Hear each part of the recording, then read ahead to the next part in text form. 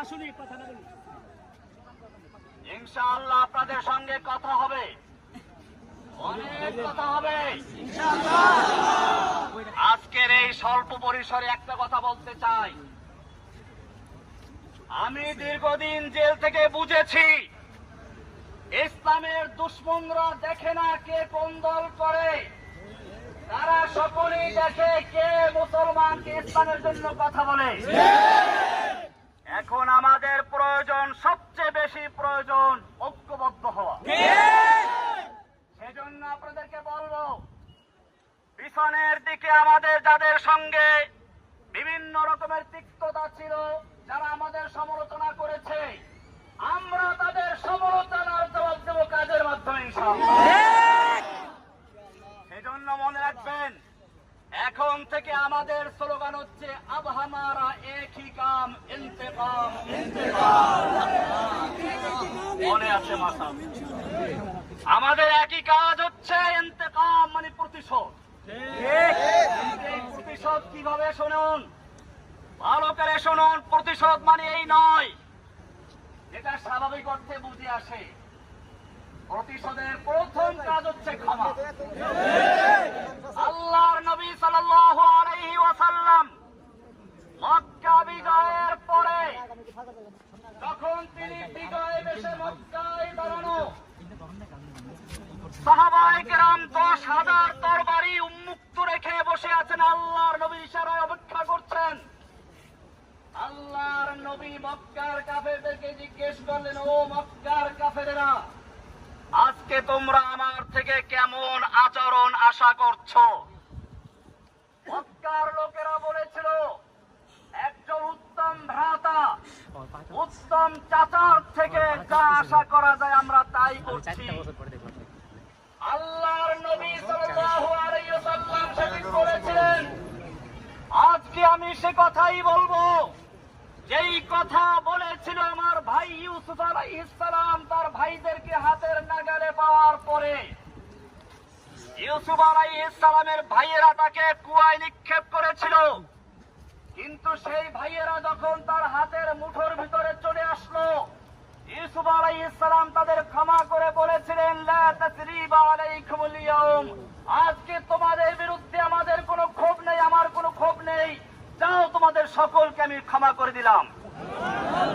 আল্লাহর নবী সাল্লাল্লাহু আলাইহি ওয়াসাল্লাম মক্কার সেই বিজয় দিবসে, বিজয়ের মুহূর্তে যখন তার একটা ইশারা পেলে 10 লক্ষ তরবারি মক্কার কাফেরদেরকে কচু কাটা করে রক্তে রঞ্জিত করে ফেলতো, সেই সময় আল্লাহ কোনো ক্ষোভ নেই, ইযহাবু আনতুমুস তুলাকা, যাও আমি তোমাদের সকলকে সাধারণ ক্ষমা ঘোষণা করলাম। আব হামারা এক হি কাম ইন্তেকাম ইন্তেকাম, ক্ষমা। দ্বিতীয় নম্বর, এই ক্ষমা কিন্তু সকলের জন্য প্রযোজ্য ছিল না। আল্লাহর নবী সাল্লাল্লাহু আলাইহি ওয়াসাল্লাম সেই ক্ষমার দিনেও বলেছিলেন, কয়েকজন লোকের নাম ধরে ধরে, এদের ক্ষমা নেই, এদেরকে যেখানে পাওয়া যায় সেখানে হত্যা করা হবে। আপনারা জানেন, আল্লাহর নবী সাল্লাল্লাহু আলাইহি ওয়াসাল্লাম এখনো লোহার অস্ত্র মাথার থেকে খুলেন নাই।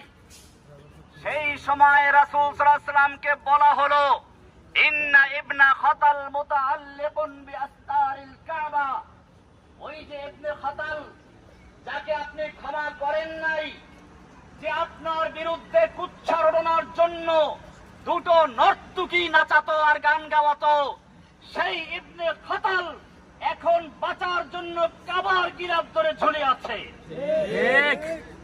আল্লাহর নবী সাল্লাল্লাহু আলাইহি ওয়াসাল্লাম সেই সাহাবীকে বললেন, ফাকতুলহু, এই কাবার গিলাফ ধরে ঝুলে নয়, যদি হাজরা সাদের চুমু দেওয়া অবস্থা থাকে তাকে ওখানে হত্যা করে দাও। ওয়াহাশিকেও ক্ষমা করা হয় নাই।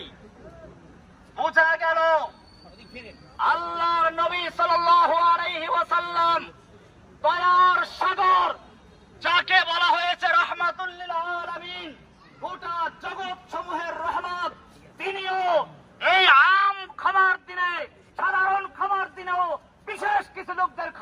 বলেন নাই?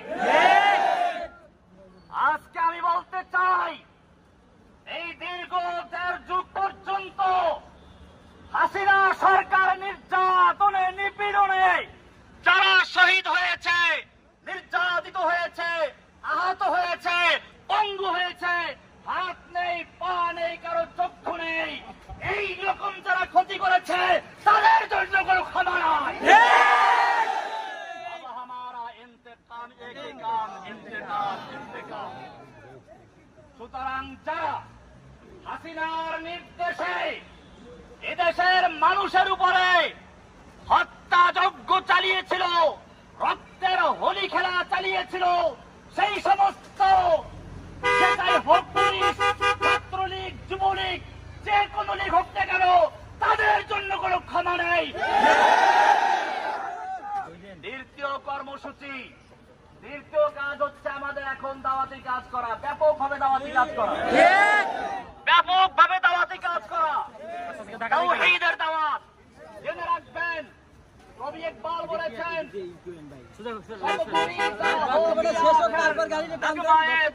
नगमाए खुर्शीद से ये चमन मामूर होगा नगमाए तौहीद से। তাওহীদের দাওয়াত আমরা যদি থাকবো, ইনশাআল্লাহ দাওয়াতের মাধ্যমে আমরা সকল অন্ধকারকে দূর করে আলোর মশাল জ্বালিয়ে বাংলার জমিনে আল্লাহর নবীর মিশন বাস্তবায়ন করব ইনশাআল্লাহ। নবীর মিশন কি ছিল ভালো করে শুনুন। আল্লাহ রাব্বুল আলামিন কোরআনে কারিমের 3 জায়গায় একই কথা বলেছেন, হুয়াল্লাযী আরসালা রাসূলাহু বিল হুদা ওয়া দীনিল হক। আল্লাহ তাআলা যিনি তার রাসূলকে দ্বীনে হক এবং হেদায়েত দিয়ে প্রেরণ করেছেন। কি জন্য? লিইয়ুযহিরাহু আলা দ্বীনি কুল্লিহি, অন্য সকল দ্বীনে বাতিলের উপরে দ্বীনে হককে বিজয়ী করার জন্য। আমাদের এখন কর্মসূচি হচ্ছে আল্লাহর জমিনে আল্লাহর নবীর সেই মিশন বাস্তবায়ন করা, আল্লাহর দ্বীনে হককে সকল দ্বীনে বাতিলের উপরে বিজয়ী করে ইনশাআল্লাহ আমরা ইসলামের পতাকা উত্তোলন করে ছাড়বো ইনশাআল্লাহ। সেই কাজে আপনাদের সঙ্গী পাবো ইনশাআল্লাহ।